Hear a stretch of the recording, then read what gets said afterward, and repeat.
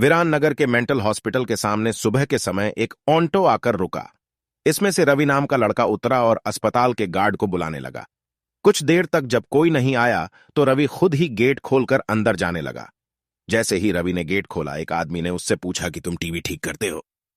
रवि ने जवाब दिया, नहीं। यह सुनते ही उस आदमी ने रवि को जोरदार थप मारते हुए कहा कि यहां से अभी सिर्फ टीवी ठीक करने वाले को अंदर आना था, तुम यहां क्या कर रहे हो? रवि को कुछ समझ नहीं आ रहा था। थप्पड़ खाने के बाद उसका सिर भी चकराने लगा, लेकिन किसी तरह खुद को संभालते हुए रवि ने कहा कि मैं यहां नौकरी के लिए आया हूं।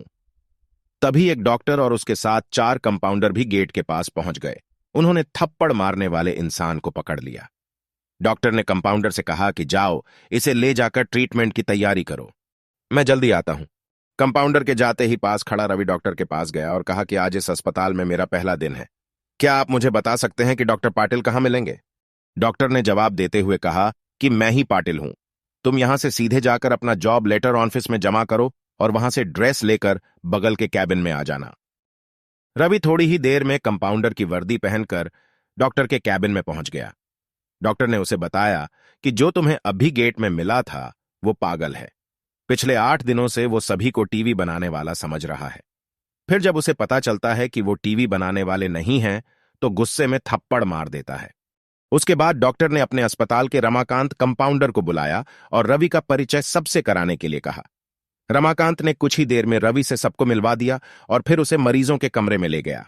वहां हर कोई कुछ न कुछ अजीब हरकत कर रहा था। कोई दिल टूटने वाली शायरी सुना रहा था, तो कोई फिल्मी संगीत गाते हुए डायलॉग मार रहा था। सभी मरीजों को दिखाते हुए रमाकांत ने रवि से कहा कि आज के बाद से तुम्हें इन सारी चीजों को झेलना होगा। इतना कहकर रमाकांत वहां से चला गया। तभी रवि को पता चला कि उसकी नाइट ड्यूटी लगी है। दिन के समय आराम करने के बाद रवि रात को मरीजों की देखरेख में जुट गया। जैसे ही रात के 12 बजे तो सभी का चेहरा डर से पीला पड़ने लगा। हल्ला करने वाले मरीज भी चुपचाप से एक कोने में बैठ गए। यह सब देखकर रवि को बड़ा अजीब लगा। उस दिन नाइट ड्यूटी में मौजूद डॉक्टर से रवि ने पूछा कि आखिर ये सब क्या हो रहा है, सब लोग इतना डर क्यों रहे हैं? डॉक्टर ने जवाब दिया, इस अस्पताल में रात 12 बजे के बाद भूत घूमते हैं। वो सारे भूत इसी अस्पताल के पुराने मरीज हैं, जिनकी इलाज के दौरान मौत हो गई थी। तुम संभल कर रहना। रवि को भूतों पर विश्वास बिल्कुल भी नहीं होता था। उसने डॉक्टर की बात को हंसी में टाल दिया और अपना काम करने लगा। उसी रात रवि अकेले बाथरूम जा रहा था। तभी उसे लगा कि कोई उसके पीछे है। मुड़कर देखने पर कोई नहीं दिखा। कुछ देर बाद उसे फिर ऐसा ही महसूस हुआ। रवि ने सोचा कि भूत की बात उसके दिमाग में घूम रही होगी, इसलिए उसे वहम हो रहा है। बाथरूम करके जब रवि बाहर आ रहा था तो उसे शीशे में लिखा हुआ दिखा कि आज तुम पागल हो जाओगे। रवि को लगा कोई उसके साथ मजाक कर रहा है, इसलिए उसने इस बात पर गौर नहीं किया और अपने काम पर लग गया। कुछ देर बाद रवि को एक तेज चीख सुनाई दी। वो दौड़ते हुए आवाज की ओर गया।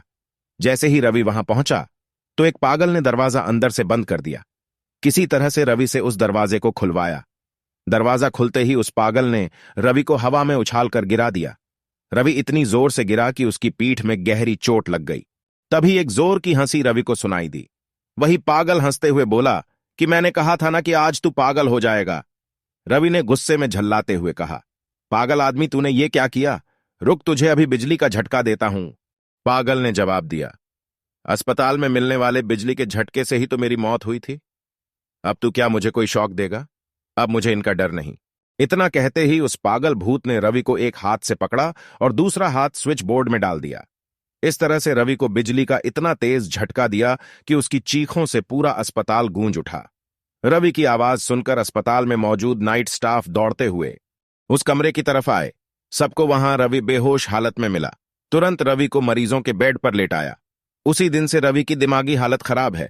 अब रवि अपने आप को उस अस्पताल का डॉक्टर समझता है। अपनी पागल स्थिति और डॉक्टर बनने के वहम के चलते रवि ने ब्लेड से अब तक कई लोगों का पेट काट दिए हैं।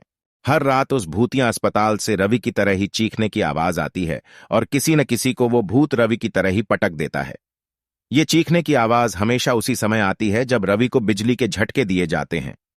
कहानी से सीख, सामने वाले की चेतावनी को हल्के में लेना खतरनाक हो सकता है। हमेशा सतर्क रहना चाहिए।